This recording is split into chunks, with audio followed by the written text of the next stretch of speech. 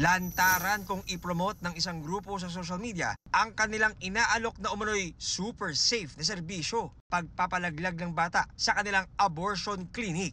Pang-engganyo pa nila ang mga post na testimonials daw ng kanilang mga naging satisfied clients.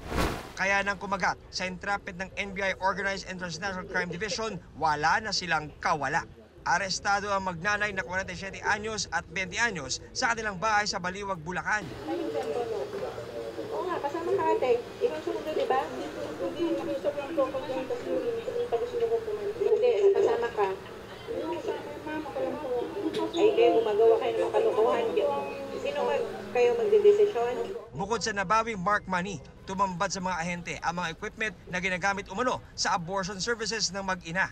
Medyo nakakatakot talaga kasi yung mga gagamitin nila sanang mga equipments or tools unsanitized. Makikita mo talaga at may kalawang pa nga yung iba doon eh. Dugyot talaga, tapos yung bed na gagamitin doon sa foam lang na nasa sahig.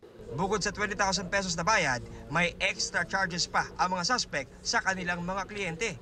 Nagtanong kung yung fetus daw ay dadalhin ba. So nung sinabi natin na hindi na, nahingi silang additional 3,000 para sa paglibing nitong fetus. Additional bayad.